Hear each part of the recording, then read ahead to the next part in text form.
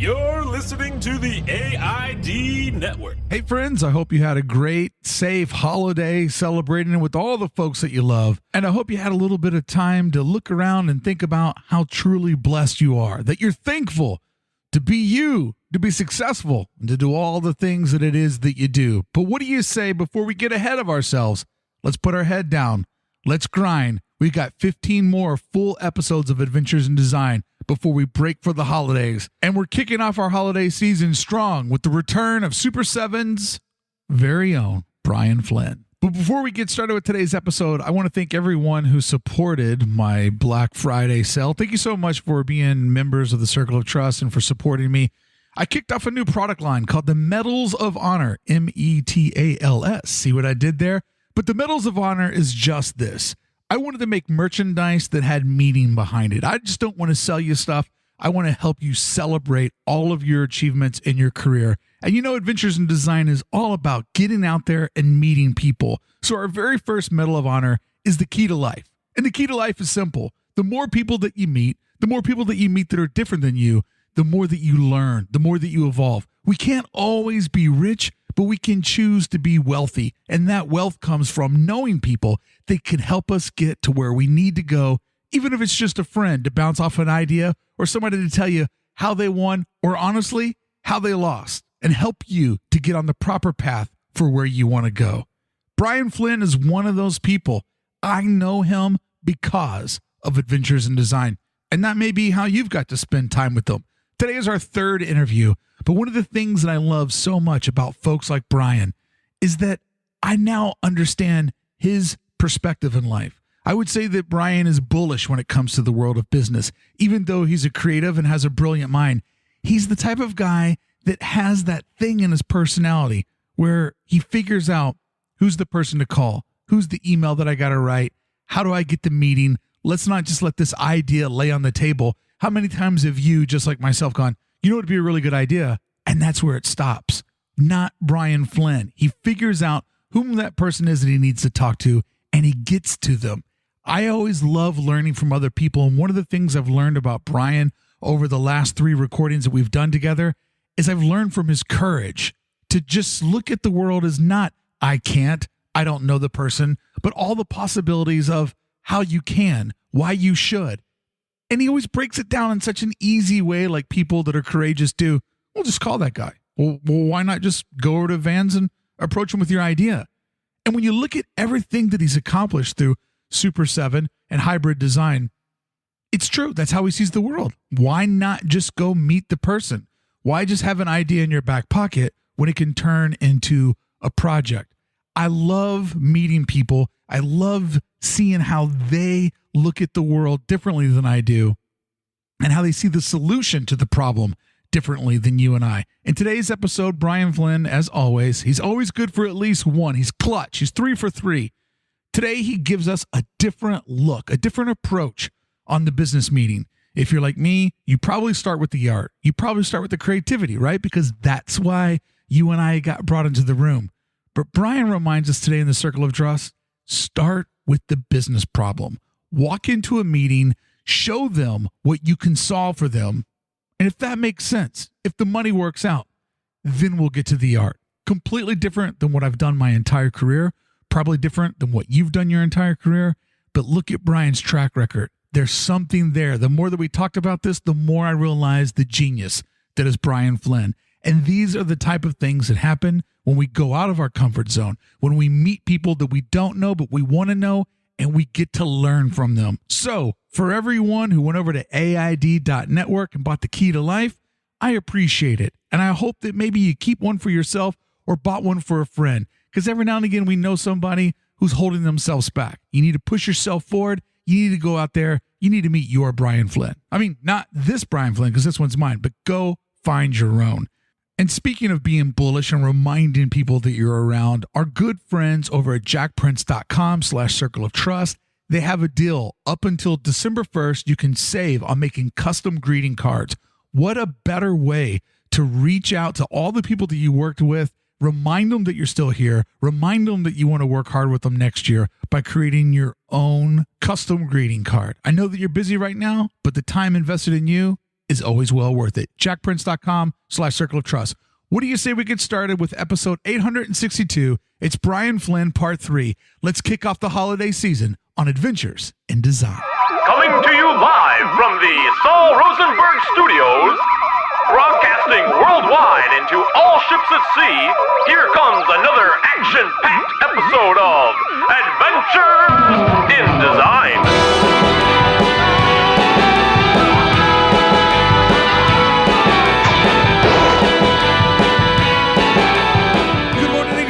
Broadcasting live, well, recorded live, not live anymore. Back at DesignerCon 2018, it's Brian Flynn from Super7 and Hybrid Design, making his third appearance on Adventures in Design. And you know he's always good for one or two chicken nuggets that'll just make you stop dead in your path. I'm your host, Mark Brickey. What do you say we get started with AID 862? You just have to let me know how close I have to get it here. Yeah, is it here or is it here? There's good. There's good? Like this is real good. This is real good? Yeah, like you can't even really hear that we're in the middle of DesignerCon 2018 in the past. 2018, let's do this, DesignerCon! At the Anaheim Convention Center. Exactly. I'm hanging out on green carpet. All right.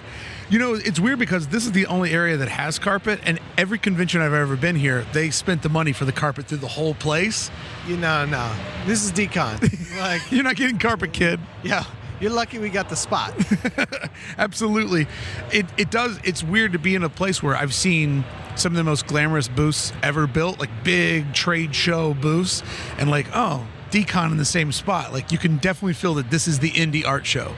Yeah, we were talking about it at the same time. Like, you know, they're trying to sort of ramp it up and bring some brands in, but It definitely feels more like this show isn't about that. This is, you walk up to the booth and your favorite artist is sitting behind the table and you get to talk to him, you buy him. It is a craft show for artwork, design, and people that make sculpture. Right. It's not a West Coast craft or that where it's like, you know, it's more like here's the artist side of a craft show.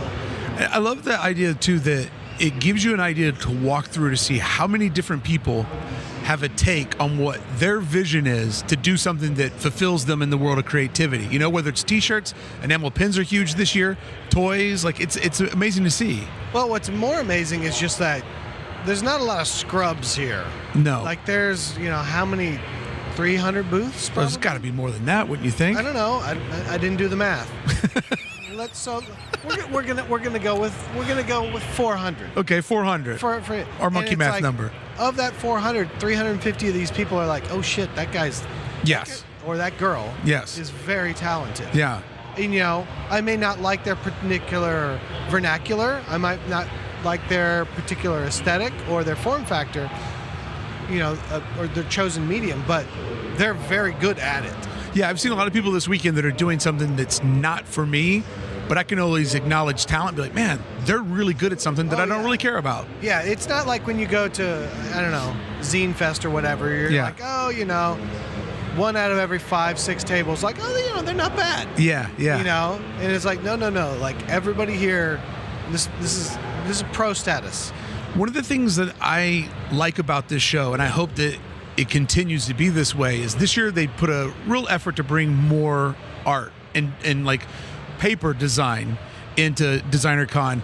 And, you know, I used to have a store, and my toy customers would rarely ever buy art, and my art customers, they might buy the tchotchke toys, but they would never get a platform piece. And it's always been interesting to me that I like the designer toys and the poster design and the art design. I like them equally, but for some people, it's almost as if they feel like they have to choose either or. Well, I mean, but that's just a factor of what you buy and what you collect. You can't buy and collect everything, so you get myopic so that you can stay on task. Yeah. So in a case like this, I think it's, from our world, it's similar thinking, it's similar construct. So whether you make it in a poster, you make it in a toy, you make it into this, you make it into that, we find it very interesting. For a lot of other people, they can be much more like, this is the one thing I buy. Right. It's different from your toy collectors. There were people that only bought designer toys and people that only bought artist toys and people that only bought platform toys. Right. Because you can't have it all. I guess that the thing that resonates with me the most is that I hear a lot of like poster art people, like, for lack of a better term, the Mondo crowd, just be like, I don't get the toy thing. Like, I hear that a lot. And I was always dumbfounded that I could never really get. I would show the toy people like, oh, if you like this guy's toys, this is a print that he did. And they're just like, yeah, I just want the toy. Like, to me, I was always in the middle, and a lot of people seem to be hardcore one side or the other. You're not, though. I mean, you're just a lover of all things. I like shit. You like a lot of shit. I like cool shit. You got some cool shit? Yeah, If you look back on 2018, what's the best thing that you got your hands on this year as a collector and a consumer? As a collector? Yeah. Like, what's the jewel that's on top of the pile right now? Jewel that's on top of the pile. There's at this point with the skateboard decks, finding anything I don't have is a hard point. So if I get a deck or two, what a problem to have. Yeah, that's cool. With, pre-code horror comic books have gone through the roof, so that's made it hard for me to buy that stuff. I got a really great jumbo out of Mexico, one of the Mexican-made jumbo machinders this year, and a few Mexican bootleg action figures and stuff. I think at this point with most everything I collect, I've gotten to the 90% threshold in all of the collections. Right. So the only stuff left I either can't afford, is not available, or I'm unwilling to pay for. When you look at your skateboard collection, just to give people at home an idea of that Because you have to come to the new office. Because everything's up in the new office. I'm itching because you told me the last time, like, well, you're just seeing a little bit of it. I'm like, I need to see it all. In your skateboard collection, what would be the most expensive piece that you own? Are you trying to understand a value? Yeah, I would like for the audience to understand, like, the value of something like that. I mean, I know the emotional value is probably different than the on-paper value. So if we would like to talk about the genus and the species of it all, in my scientist voice, I collect specifically, my area of focus is 79 to 86 Pig-era skateboards. I predominantly focus on PAL, but I collect a variety of companies. So I collect from the moment they went from being the narrow boards you rode on the sidewalk surfing, sort of 60s, 70s boards, when they got wider, but you didn't really have concave. They still have wheel wells. Yeah. Up until the point in 86 where all the new concaves came out, where you got deeper boards, wheel wells go away, and you start getting into shaped decks. So when you got into, like, H Street, you're gone? So well before that. Okay. So when you start getting into things that basically aren't a big round pig, yeah, you start to get the first fish boards, like the early Lance Mountain boards and stuff. That stuff, but once it goes, the wheel wells go away, the concaves, the shapes come out, the graphics get more complicated, I go away. So I'm in that weird primordial middle zone.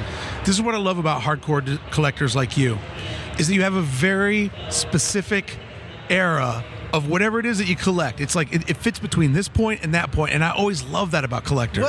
Well, my collecting is focused specifically on the things that I saw pictures of in the magazines, but I could never own. Yes. Like, I lived in smaller towns in Texas, and then moving out, and I would see pictures in Thrasher, because that was our gateway, of like, oh, there's that board. That's the thing. It's the McGill with the jet fighter. Yeah. It's before Powell starts doing skulls. Yeah. For the most part. Yeah. It's the Alan Gelfand tank. It's like, I've seen pictures of these things, but I've never seen them tangibly in my real life. And when I moved to a bigger town, then we moved for 6 months to Norfolk and then to Florida, I could go to a skate shop. I could get boards. And so all the boards that came out that are usually the ones people collect, the very iconic boards, right? I skated those. I rode those. I don't care about those because I live that stuff. Yeah. It was all the stuff where it was like, this is still an intangible part of life to me, and I can't reach out and touch it. And then by the time I could reach out and touch it, that stuff had gone the way of the dinosaur. Yeah. And so it didn't exist. I never got to see it in real life. Yeah. So that's the stuff where I'm like, oh, I saw one black and white ad of this in the back of one Thrasher one time, or I saw a photo of a guy skating this once. Yeah. And I've always wanted to see that board, skate that graph, or whatever it is. That's the stuff that I chase.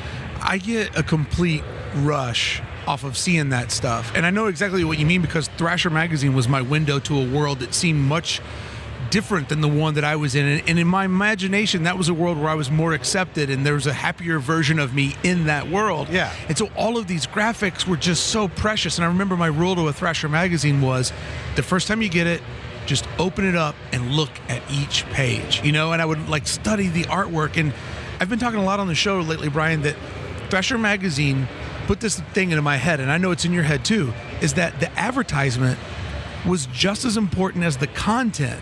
And I think it trained guys like you and I to see advertising as a thing that doesn't have to suck. Like, it can be just as fun as the article that lays next to it. Yeah, and there's a lot of things with that. I mean, so for all of us that weren't, you know, it's the same when you come to California and everybody's like, yeah, every kid had a skateboard growing up. They were around. I guess if you liked it, you were a skater. Right. But you just had one. You're like, no. You got beat up for that. Like, we made a conscious effort to become one. You had to go out, search. You had to put in a lot of work to get there. And what Thrasher was at that point was like, here's the window to this fantastical other world. That world doesn't ever really intersect with my world. I can try to emulate what I see in the magazine, but it doesn't really ever come into my real life. So when you come to California or you come to all these other places, you're like, when we went to Thrashmore for the first time in Virginia Beach when we moved to Norfolk, it's like, this is the thing. This is the real thing. Yeah. And it's like such a heavy moment. It's like what normal people do when they see like a movie star. They're like, oh my God, that's really, I don't know, Keanu Reeves. Yeah. And you're like, yeah. Like that was the same thing. Seeing the Thrashmore ramp was like, it's not only the ramp, like I get to skate it, and it's this really gnarly fiberglass that's super slippery, and I'm gonna learn how to skate on this thing, and then as far as the ads become, you know, that was how you got to know the personality of the brand, because it wasn't through other things. So I knew what Independent was from their ads. I knew what Tracker was and why they were different from the way they communicated in their ads. And it was always a very interesting thing. If you've ever heard Stacy talk about him and Stesik's idea for Powell, where they were like, we're never going to put a photo of the person skating in the ad. Conscious effort. They were one of the only brands that did that, where they're like, I'm telling you, the skateboarding should be a given at this point. Right. Now I'm telling you who we are and who the skaters are. And if you're thinking about that from a branding perspective in 1979, that's crazy. Nobody thought about that stuff like that. And that's part of the reason Powell was so radically different.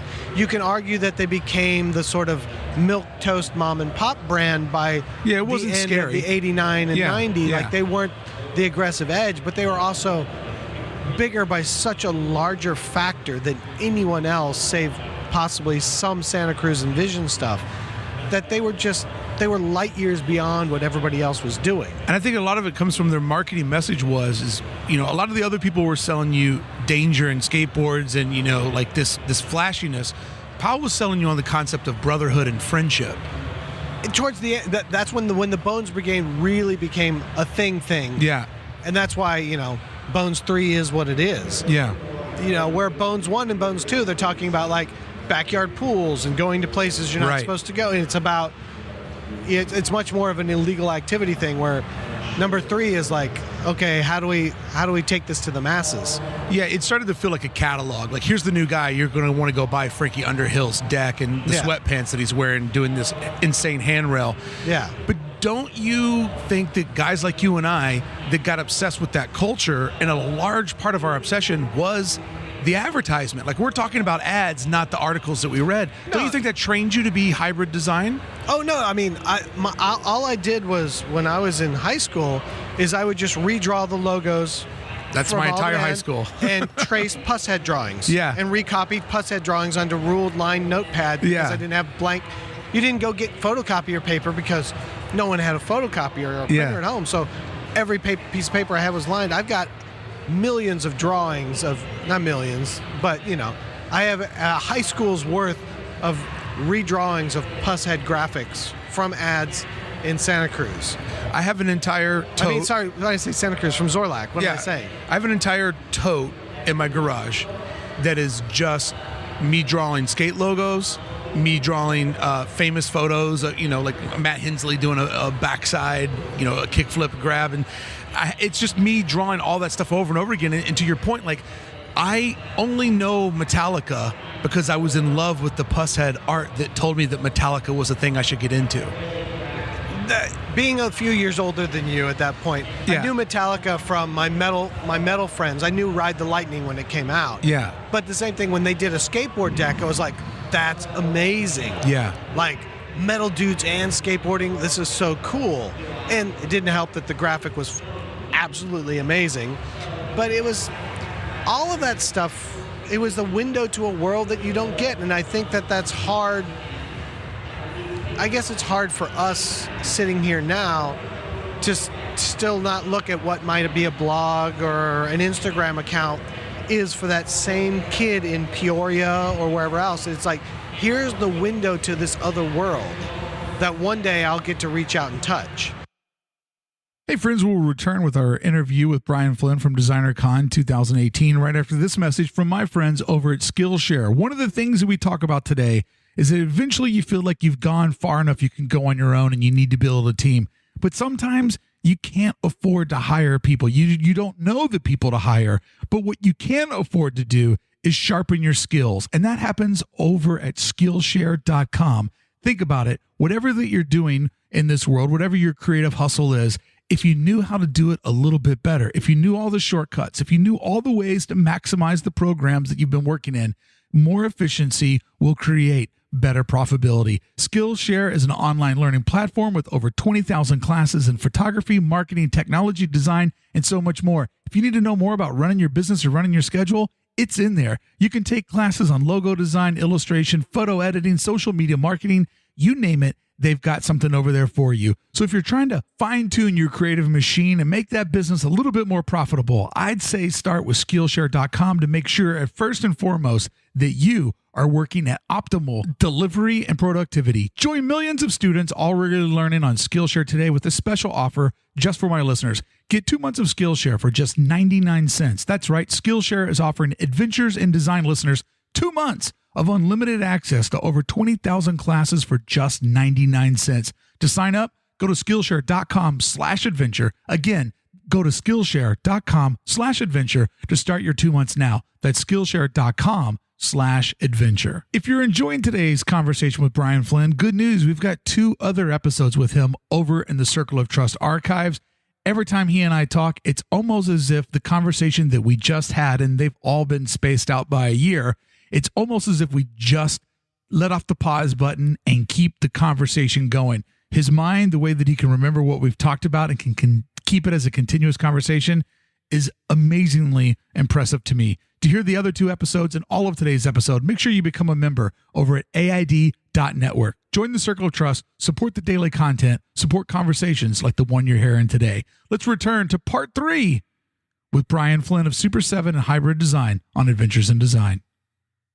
I think for me, why I'm so excited about the future that we live in is that it looks a lot like what Thrasher Magazine did in the 80s, in that there's a real blurred line between advertisement and content. And as the world goes on and your kids are going to take power, they don't know any appointment entertainment. Like, they just go through the world and they're not going to turn on TV at 8 o'clock on Thursday. They're not going to listen to the radio. Like, everything that they're going to do is going to be on demand. So it seems as if this weird thing that we learned early in life is the absolute blueprint of how everything's going to work in the future, because content has to have money put into it. The money has to come from somebody, and that's why advertising can't go away. Yeah, no, I mean, that, I think pretty much every large company at this point, for the most part, is just all about content development. Right. You know, it's like, I can make an ad with Serena, but that's great. But you know what you really want is you want a 2-minute video about Serena getting ready for Wimbledon. Right. That is much more engaging than here's an ad of Serena at Wimbledon. Which is basically, let's go make the Bones Brigade show and then we'll sell some skateboards. Yes.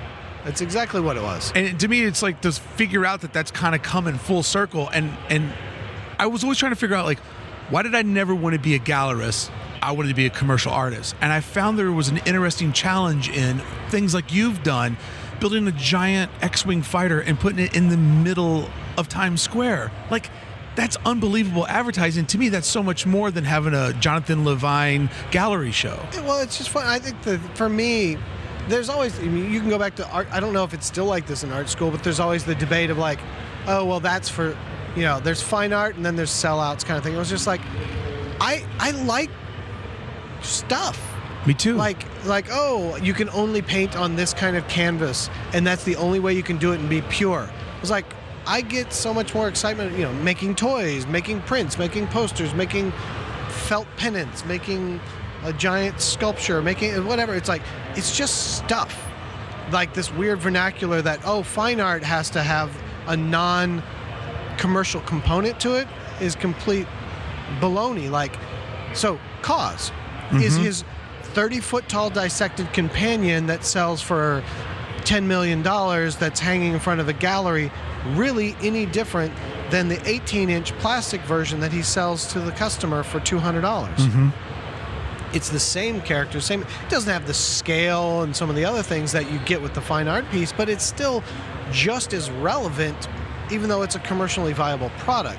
That blurring of commercially viable products and fine art is only really starting. Andy Warhol did it, and then they shut that down, and it went back to not being available. You're having a lot more pop culturists now, Jeff Koons and all these guys that say, like, no, wait, fine art and commercial art can be the same thing, to the point where I've gotten 2 in the mail now. I think it's the Saatchi Galleries come out with a catalog twice a year now, where you buy fine art from their mail order catalog. Really? Yeah, and it's just like, you want a defaced print. Wow. We're gonna make a Murakami print available. Says something about you that you're on that mailing list. Huh? Says something about you that you're on that mailing list. I don't know. But they do that. Saatchi has a bulk like you would get, like, here's your Land's End catalog that your mom got. Yeah. And here's this. And here's a Saatchi fine art catalog where you can buy prints and multiples at an affordable rate, but you can also buy a $10,000 painting from one of our selected group of up-and-coming artists as yet another venture to sell it. Is that any less credible now that it's being sold through mail order? If somebody in Kansas loves it and they buy it, it's no different than it's going to be if it's sold in a gallery. Is that, though, the Amazoning of the art world? No, it's like, why should it be not available to everybody? Right. Why should only cosmopolitan folks get it? Like, okay, fine. I understand, there's a price and there's a supply and demand curve that you want to get so that you can sell a painting for $20,000. Fine, that's the painting. Now here's the print. Typically, if you're talking to a lot of these guys, it's like, okay, we're going to do a print edition of 50, and they're $1,500 each. Okay, well now here's the print edition of 200, and they're $150 each. Why is that? That's okay. And so that I don't think it's an Amazoning of it. It's just like, it's not making it as exclusive. And you know what? If I can make it available to the people in Topeka and Oklahoma City and Des Moines, there might be people there that would love to get it, but just simply don't have the access or the connections. Right. I mean, you've done this. You've been on tour. You go to some strange city you've never been to before. You're wandering around. Like, I remember wandering around once, and I've always loved Phil Frost's work. And I go around the corner, and he's got a giant gallery show. I walk in, I can look at all these giant 20-foot Phil Frost paintings 12 years ago, and they're amazing. I can't afford them, but like, I can walk in and see it. But it's because I had to be there and whatever. It's like him making a print available at that gallery space versus making it available to everyone in the country makes no difference on the grand scheme, right? It's just been this commodified thing of like, it's rare and you can only get it here. Yeah. So I think that idea is just, they're just going back and saying, if we're going to make the lower price point open-end edition or large run edition, sell it to anybody. Who cares? Well, I think the room that we're sitting in today is proof that there's a business model out there where, if you can find access to people to buy things, like, there's the painting that's the most expensive piece, but where we're at today, it's the merchandising of the painting, Artists like Jason Edmiston, who you hire to do packaging design, but somebody walks away with the original of that He-Man, and he gets a fair payday out of that. And there's something for everybody. I can buy an action figure, another guy can buy the painting. Yeah, but I mean, going back to it, it's a perfect example. Okay, the same thing, like, if we're going to make the painting and we're going to make the limited print and then we're going to make the more mass print, aren't you making commercial products out of your fine art? 100%. So then what's the difference? Who cares? Well, the thing that I love this about... has nothing to do with anything. No, everybody is on here going, we're knee deep into art theory 101. Let's have, I love... I'm sorry, guys. I'll chase you down any hole. But here's the thing that I keep thinking about is the fun of where we're at with or big brands now want to make content, right? Is there's a little bit of Robin Hood going on. Like, you're an aspiring filmmaker, you're a graffiti artist, you're an illustrator, and you can now get these brands that have the big pockets to sort of give you seed money to build something that gets eyes on who you are. And if it can give you enough money to coast to make your own thing, it's a win-win. There's definitely some of that's a bit of hitting the lottery, you know? But is that a myth that we're all chasing? I think a little bit. Okay. I think a little bit, because at that level, and I've been in some of those meetings before, it's very arbitrary. It changes like the wind, and it really comes down to the people making those calls and connections are a very, very small group of people that are working with the same groups of people that they've been working. I mean, the gallery system, to be quite honest, you're like, oh, how did that guy, get to be big? It was like, right. Because this gallery that you don't know about, 2 steps up, has 2 farm system galleries. Right. All this stuff, like, I don't know it that well because I have some people that run in it. It's like all the galleries you're thinking about, Levine's a little different, but most of those galleries in New York where you're like, oh, they've made it into that gallery, that's a pretty good thing. That's a farm team gallery for a bigger gallery, which is a farm team gallery for a blue chip gallery. And they go into these young artists, like when Fail became big, because I know this story. When Fail became big, it was because, and this is not going to be good for the story because I can't remember the name of the big gallery in France that did it. They said, we're going to make an investment in Fail. Okay, here's the gallery you're going to show here. 6 months later, you're going to show here. You're going to go here. We're going to sell these to our collectors, 1 each at this amount. And then we're going to move you to this gallery and up your price, move a couple of these things now onto the secondary auction market, set a precedent. Now I've benefited my entire group of collectors to raise that volume up, and then we're going to move you here. And if we can make these 4 jumps, then you're going to be this. Are you going to make the leap? And they made it like 2/3 of the way there. That's the power of management. But it is not arbitrary. To that point, this is another thing because I know about, because I touched onto it with a couple points. Personalities, Louis Vuitton, Moet Hennessy, right? LVMH that owns. So all of a sudden you're like, oh man, like, Gwen Stefani just did a handbag for Louis Vuitton. That's weird. And then that's cool. Like, they did this crazy collab. And then 6 months later you're like, oh man, they're doing this thing where Gwen Stefani's doing this thing of Hennessy, and they're doing a limited edition bottle for this, and then she's dropping this apparel collection over here in Japan. Louis Vuitton Moet Hennessy said, we believe that this person will be a tastemaker and influencer, so we're literally sponsoring them, and we're going to promote them and put them on a management schedule across luxury brands over a multi-year period to then get them as a personal brand and style ambassador. That trickle down equals X amount of dollars. They did it with Gwen, and then they did it with Pharrell. And this is what, forgive me for the mispronunciation, but this is the Majijis, right? The what? Isn't it the Majiji who was the rich family that sponsored? Oh, I don't. You're talking about like back in the old 16 that where they sponsored all the painters. Yeah.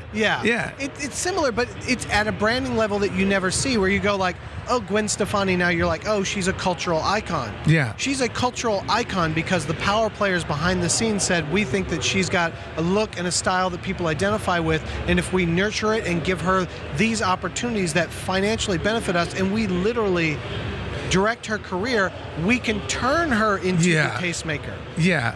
Like, same thing, like, why is Pharrell getting all these fine art and high-end luxury opportunities? Because he wore that Arby's hat. Huh? Because he wore that Arby's hat that one time. Part of it is him, but part of him is like, we can take that and sell that package. We have the access, so we'll put them in those places. It is not a completely organic process. No, and these artists do not climb the ladder out of the small gallery into the big gallery without a big gallery determining that's a safe, like that's a 25% bet. So we're going to take these 4 guys and we're going to put them all on the path, and we're going to see which one climbs. We're going to give them the offer. It is all mechanized. This is why I love talking to you. It is nothing organic. It is all mechanized, and it is all pre-planned. That's why I love talking to you, because you're Banksy did not make it to be. Now, granted, I'm not saying it like I'm going to be because he's a hot button. Fuck it. Banksy's incredible. He is so smart. He's smart as a tack, smarter man. than everybody. Yeah. He is smarter than everybody. And those people said, just like they did with a few other people, we'll give him a shot, him a shot, him a shot, him a shot. It's still up to them to create the work, but they will create the mechanism for them to climb the ladder and become valuable, because their patrons were able to then buy it at this price, so that when it jumps up 2 more prices, I bought it at $10,000, now it's worth $50,000. I bought it at $50,000, now it's worth $100,000, now it's worth $1 million. It is a mechanized product with that. Those artists within that get to be able to be their personalities, but they create the structure for them to do it. Okay, so you've struck a personal chord here with me, in that I don't want to feel defeated, okay? Like, I've done something special with my career, in that Right. I've made podcasting a career where nobody else had, and I've built this show, and I've built an amazing audience. But one day, Brian, I kind of looked in the mirror and I said, I think I've maybe taken this about as far as I can take it on my own shoulders. And the next part, to jump over the pond to get to the other side, it's going to take outside influence, because I know enough about the entertainment business, I know enough about the art world, and I know enough about business that it takes the juice to get you to where you need to go. Yeah. So should we all be keeping one eye on our artwork and one eye on trying to secure relationships to manage us and take us there? Like, I don't want to feel defeated, and I don't want to give up, but sometimes, when you get that extra level of people caring for you, that's when it takes off. Yeah, I mean, there's 800 answers to that question. I'll take your favorite one. But there's a couple versions of it. One is you've managed to build this up completely independently, right? I don't know anybody a nickel. Right. But you all know, if you were going to go run a marathon today, Yep. you could do it all by yourself. But what you would probably do is enlist a coach Right. that could help you figure out how to get how to pace, you would go to another person that would be like, hey, here's a training guide. Right. Here's some, they've already consulted with a dietitian who says, hey, being up to this, you're going to need to eat X amount more calories before this workout day. You're going to want to eat more carbohydrates and pasta before you do this. You're going to want to eat more proteins. You're going to want to eliminate amino acids in your diet after this. All of a sudden, you've developed a 4-person, you've got your trainer, a dietitian, a schedule maker. You've enlisted 3 or 4 people to help you get to the goal more efficiently. Mm-hmm. So at a certain point, as well as I do, you can't do it all by yourself. Right. So so there's a difference in the question here, which is you're saying now, do I need outside money? That's different. I think what I'm saying to you is, like, at a certain point, you can level out and do what you're doing and be content and fine. If you want to grow to a certain point, you can't physically touch all the pieces you need to do. Right. So at that point, you need to have people you work with. Now, in the cases of both Hybrid and Super 7, they're 2 different things. On the Super 7 side, Josh has been with me for 13 years. Mm-hmm. He's I don't have to do everything myself. I was able to lean on him to help get things done, and trust that he was doing it and not have to see some of those things. And his role, his division of labor was? He was the guy for years and years. He's doing all the color ups, he's talking to the factory, he's doing all the follow through, because I'm at Hybrid. I'm coming up with the ideas, I'm bouncing them off him. So your vision and he's execution. And he's execution, okay. But that makes it diminishes his role to a degree. Not to me it doesn't, because I know sometimes an idea can come to you in a second. Executing that is a year. And I don't want to diminish it. Like, he is integral to getting it done. But then, for the explosive growth that we've had over the last few years at Super 7, like, I've had to bring on other people. There's 30 people working at Super 7 now. Really? It's crazy. That's huge. But there are people now like Irene and Stella and Chloe and Aaron, who I can't get any of this done without them. So there's a point to, if you want to scale, it's a chicken and egg thing where you have to kind of jump back into the next level, where it's like, I'm going to take on this other person. I don't know if I can afford it. I don't know if I can pay them, but I can't do this by myself anymore. and I have to bring on another person. When we hired Irene, which is our first project manager, I was like, we need it, but I don't know if this is going to work. Within 3 months, we had 3 project managers. Yeah. When you get the right person, that's the hardest part. Getting the right person, and to me, we always hire on personality fit first, not skill set. Ideally, you get the skill set or close. But it's like if they're the right person that can get along with you the right way, work with you the right way, and has the right, and like you work at this. Like this is not playing games. No. Like you're putting in the 10 hours a day. It's just a different version of it. The person that's going to work with you that does that same thing, they will get their work done.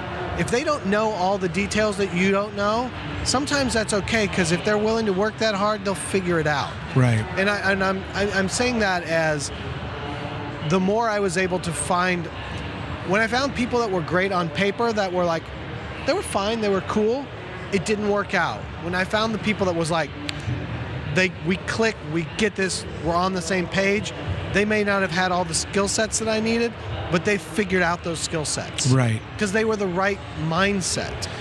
I completely agree with what you're saying, because, if you're passionate about something, like I didn't know how to do a lot of the skill sets I now have, but you want to give me any audio, I can clean it up, I can produce it, I can get it out in an hour and a half, because I had to figure out how to do that. But the point being is, at a certain point, your time is better spent getting the interview and doing the interview rather than cleaning up the audio and editing it. Now the question is like, okay, how do I get that person that can do that part so that I can do this, so that you can be here and going like, David Horvath was here. Did you talk to David? No. Do you know David? No. Do you know who he is? I do know Ugly Dolls. You know Ugly Dolls. I mean, Ugly Dolls this is the ultimate designer dream. He started He has a feature film coming out. His wife. He has a feature. It's not just a feature film. The feature film comes out 2 weeks after the feature, or 1 month after the feature film comes out. The animated show that follows the adventures of the feature film shows up on Hulu for the next calendar year. But it didn't just become a movie. Like, he turned down, had deals go. He had 800 things that happened. He's had stuff happen with his brand that have been unbelievable. But David Horvath is here, and I can tell you, if you had him on here, it would be the most riveting podcast you've had. But you don't have the time to go talk to David, even though you know who he is. But if you had a guy working on that stuff, you could be like, oh, I know this guy is here. Yeah. I know people that know him. I need that introduction. I need that thing. Hey friends, coming up in part 2 of today's episode with Brian Flynn of Super7, we've got so much more for you to hear, but to hear it, you got to be a member of the Circle of Trust. Coming up in part 2, we talk about, do you double down on yourself, right? When the world tells you, hey, you've learned this talent, maybe take it and work for others and you can make more money. Do you do that? Or do you say, no, I want to invest this time into myself. I want to keep working on myself. It's a fork in the road that I think all of us eventually get at, where you got to figure out, who do I really put the biggest gamble on? And what's more important to me, personal development or making more money? Are you afraid of collaboration? There are different ways to work with people, and it doesn't always mean selling out. There's a way where you can take your voice, lend it to someone else, and grow your business in the process. And are you brave enough to find the people to help you? Bravery comes in all shapes and forms and sizes, but are you brave enough to write out the check to hire somebody? Are you brave enough to pick up the phone or the email or ask a friend for that meeting to meet the person that you think could change your career? Because after all, you should always ask. The worst thing anyone can tell you is no. But you got to keep in mind, you're no longer that unexperienced kid. You're now a professional. So you should start reaching out and acting like one. And the best part of today's part 2, always start with the business problem. Flynn's always good for one knowledge bomb. This one blew my mind. Business people don't understand creativity, and they don't need to. So why not speak the language they understand, which is business? All of that and so much more in part 2 of today's Brian Flynn, Chapter 3. We got 2 more episodes with him. To hear those and the extra 36 minutes that we have for you today, make sure you sign up over at AID.network. Become a member of the Circle of Trust. Support the bonus content. You get the complete access to our archive, where we've got all kinds of folks like Brian back there, just hardworking, bright creatives that know the struggle that you're going through and don't mind sharing it with you because they know that Adventures in Design is no hokey pokey, fly by night, hobbyist podcast. They know this show is the real deal. They respect how hard I work for my audience, and they always bring their A game and share it with you and share it with the people that they know are paying for that content. Sign up today at AID.network. Get the second part of today's episode and get the other 2 episodes of Brian Flynn, as well as over 850 other ones that'll make your brain hurt. Let's get into part 2. Thank you so much for being a member of the Circle of Trust. And I'm not saying that I feel like I'm yelling at you. No. It's just like you're also yelling at the audience. You're like, there's a lot of people. At the audience. Everybody can relate to what we're talking about. I'm just the example. There are so many in this world that we all live in, and we know. We come to Designer Con. How many people have you said hello to while you were here that you know? I couldn't even give you a number. Hundreds. Yeah, you've hundreds of them. And the same thing, it's like people I've known for 10, 12 years, and they're all doing cool, interesting stuff. They're all going to keep doing cool, interesting stuff. And something like this with David is going to happen. Yeah. And it's like there's so many people that you didn't even get to talk to or get to meet for the first time. Yeah. You know, talking to Chris, the Beast is Back. Do you know Chris? No. Oh, you got to meet Chris. I'm going to introduce you. I would love that. He's an infuriatingly talented designer and illustrator. And he does a lot of the gift cards that you'll see at Target and different things like that. He's amazing. But the point being is like that guy, and you get to know him and then his network of people. Like, from that, I'd be like, you should talk to Ted at Target that does all the gift cards over the last 3 years, who's done all this artist cultivation. I've been told no by Target several times. Well, but still, I've tried. but like Ted is a great guy that happens to work at, and he's made it his cause over the last 5 years to work with Dawn at Invisible Creature, to work with Chris as Beast is Back, to work with all these amazing illustrators here to support and help them. And at the same time, when you go into Target, you're like, man, these gift cards are beautiful. Somebody gets this. This is cool. The reason why this crowd in here identifies with Target over Walmart is design. Yeah, completely. Because they've taken the time to create a personality, to create a messaging that people that love design, that love that sensitivity. And they don't try to do it themselves and knock it off. No. They go to the person source that does it and says, hey, you. Because same thing, Ted is a good friend of mine. And same thing, he's like, we're opening a Target in Emeryville. Do you know any illustrators that live in Emeryville? Because we want somebody local to do the mural on the outside of the store. Yeah. They could make up an Emeryville mural. They don't need, but it's like they go out of their way to find those people.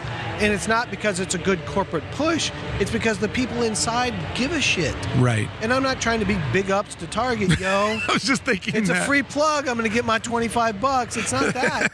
It's just that in all of these places, people have the opportunity to affect change within the structure. And in some places they do. And you have people in some places that go, I want to support and get out there. Yeah. And then you have other places that I want to co-opt it and knock it off. Let me ask you this question. I was looking at getting to the next level. And saying that, we've never done work for Target, ever. Well, I know those guys, but we've never done work for them. So it's not a plug. I'm sending this recording over. You will be soon. Here's a question for you. So, when I was saying that I feel like I've gone as far as I can on my own back, and I was thinking of you got to get discovered by somebody. You were essentially saying discover your own people. Here's something that keeps coming up to me when I talk to smart captains of industry about, hey, man, I've taken this podcast thing. I don't know where to go next. I keep getting this advice from people, and I don't know if this is good advice or not. I'd love to know your opinion.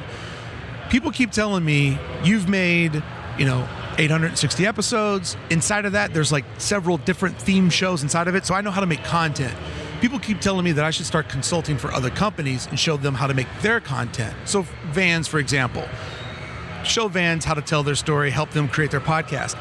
I say to these captains of industry, if I start doing that, I break what I'm building, because now I'm working so much for other people that it's going to affect my own thing. And I feel like I'd get even further away from my goal.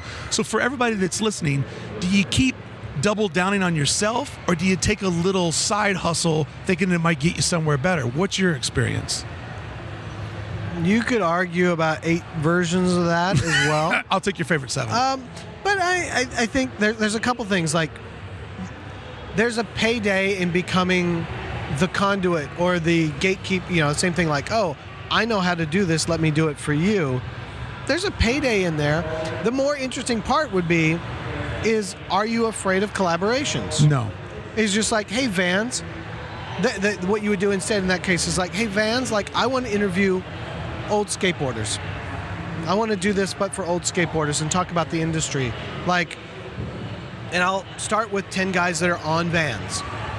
Like, will you pay me to do the Vans episode of Adventures in Design? Mm-hmm. And I'm going to do, and you just be straight up. If you told your audience, it's like, hey, man, I worked out a deal with Vans, and now I'm going to go talk to Caballero. Right. I'm going to go talk to Hosoi. I'm going to talk to Grasso. I'm going to talk to, Tony Alva, all the stable of Vans writers. And all guys that And live you right can in my say, backyard. Like, look, straight up, like, Vans is paying me to do this, but I want to do this. Oh, I would love to. That, to me, seems more interesting. What I would... There's a bunch of different things here. Like, right now, it's the podcast. I've been shocked. Like, we do all the little supercasts. And the reason that we started the supercast for Super 7 was we were having production delays. Yeah. And rumors run rampant online of what's going on. You wanted to control the narrative. And so I was like, hey, if I put out a press release, they're like, fuck those guys, they're lying. Right. But if I go on there and you hear it directly from me, maybe they'll believe me. So the first podcast was literally just like, hey guys, this is what's going on with everything. Mm-hmm. The amount of people that are like, I love your podcasts. Not my podcast, but my supercast. I'm just like, huh? Like, we just kind of make it lighthearted. All I do is say, here's the stuff that's in the email. Like, hey, we're coming out with this next month, and we're going out here next month, and we're going to be here next month, and this toy's coming out, and this toy's coming out, and this one's delayed at the factory because this arm wasn't right, so it's going to be another month because we're fixing it, or, whatever. And it's not anything... It's literally just like a news report of the email. It's fun, but whatever. The amount of people that... The difference between video and audio is... The power of video is so radically different. Now, the question will be, what I would be, is that people will listen to an hour-long podcast of you and I talking, but they will not watch an hour-long video of you and I talking. The advantage of podcasting... They will watch a 5 to 8 minute video. So if you and I did the same thing with a video camera and then chopped it up into 4 8-minute episodes... That's what I've been doing. What would happen? Yeah, I mean... So here's the thing: the advantage that podcasting has, and we'll call it radio to make it easy, even though it's very different, is that it's the only media that you can consume while you live your life. So the relationship I have with people is insane. When I meet people this weekend, it's like I've done 100 different things with them. But yeah, because they've listened to you for 200 hours. Yeah, while they were driving their car, walking their dog, taking a flight, working at 3 a.m. to make a deadline. Like, I'm in the trenches with them while they live their life. Yeah, I can't do that. When I have to listen to I stop. I have to listen to it. I can't work and listen to it at the same time. But I get what you're saying, that video ads, and that is the thing that I've been working on this whole year. I think what you're struggling with is I have done everything that I think I can physically do by myself within what I'm doing, and I can keep doing it, but can I do more? Is there a bigger audience? Is there a bigger play? It's what everybody listening is dealing with. It's the catch-22. It's the chicken before the egg. It's like you've gotten really good at something. People are acknowledging it. You want a little bit more out of life, and you just can't figure out, but how do I get that next bit? But like, if we're talking about things like the Mark Maron podcast or any of those Pod Saves America, any of these big podcasts, they're all tied to media empires. They're also tied to celebrities. Pod Saves America isn't. Do you know that one? Yes, they're on HBO now. They're on HBO now, but they started off as a CNN-sponsored political commentary. I mean, there was a moment when podcasting wasn't real big, and in the category that I'm in, design, I was always one of the very biggest shows, like top 5, top 6, and everybody that was ahead of me was like KCR, public access, like everybody was part of a corporation, and I was guy in bedroom. But is it a corporation, or is it simply like doing what you do and finding a licensing partner, a distribution partner? It's just more like, hey, who does Mark Maron's podcast? What company? I thought it was just like him and his buddy. I can guarantee you it's not just him and his buddies sticking it on YouTube. There's a machine behind it at this point. Yeah. And it, Yeah, at this point the suits showed up and smelled the opportunity and said we can take this higher. But the point is like, okay, who are the people that are getting more eyeballs? Now you've got an 800. He's like, dude's got 800 episodes in the can. Yeah. He's top 5 on this, top 5 on this. If we put our resources behind this, what could they grow it to? You don't have to sell out. You don't have to give it. You say, I'm looking for a distribution and promotions partner. Mm-hmm. It was when we did our figures with Funko. We owned it. They were our manufacturing and distribution partner because I didn't have the resources to produce in that quantity, and I didn't have the distribution network. And when I did, I took it back from them. Yeah. But in the same time, like what you're looking at now, and you can say like, well, distribution is democratic because it's just I'm on Apple Podcasts. Right. But it's not the same. No, the major thing that I have been missing and many people listening are missing is I need that round of PR where somebody says, hey, did you know that this thing exists? Like a lot of people don't know that I'm there. That's the thing I'm missing. So I'm going to do back to podcast 1. What's the worst that can happen if you time up with one of these guys?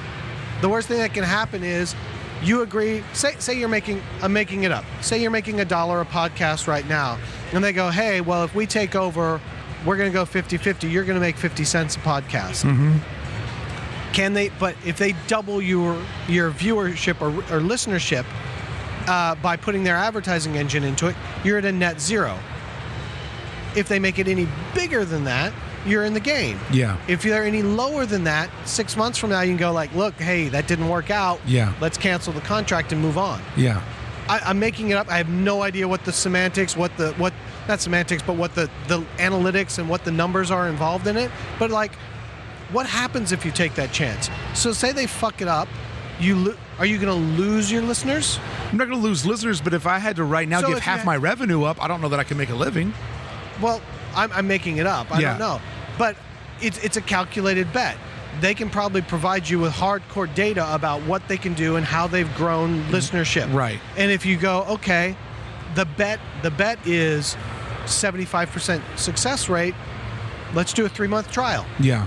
Then going into it, okay, I need to not buy some posters. I need to not do this. I need to do that. I'm going to stack a few more chips and put them in the bank for 3 months to cover myself. Right. And if we're not working out at 3 months, pull the plug. I go back to where I was, and the net gain is zero. I love this is why like these conversations are great, and everybody who's at home, they're struggling with something, they talk to somebody, they give them advice, like that sounds great, I'm going to go for it. But then you get into the real world, and instead of like 6 months, people want to be like, let's do this for 3 years, and 3 years is an insane giant amount of time. Yeah, but if that's the kind of contracts you're looking for, you have to have an opt-out clause or guarantee. Yeah. Are they going to give you a guarantee then? You're like, look, if they've got those kind of wheels, yeah, you should be able to say like, look, this is the revenue I'm generating. You need to be able to guarantee that I'm going to make this minimum, or we have an opt-out clause from here. Like you're guaranteeing me the payments for this long, and then we have an opt-out clause if it's not working. So where in your life timeline or your personality did you come up with this part of your personality that allows you to say, this is what I'm missing, this is what I want, and I'm, instead of just sitting here making more hoping that it happens for me, I'm going to go find the fucking guy, I'm going to go find the fucking lady and make the call and do it. Like, when did you find this like tenacity to go after it? Thank you so much for listening to today's Adventures in Design. Remember, sign up today at AID.network to hear 2 more episodes with Brian Flynn, as well as 36 more minutes of today's conversation. We've got so much more for you when you become a member and support our daily conversation. Thanks for listening. Thank you for considering becoming a member of the Circle of Trust. Sign up today at AID.network.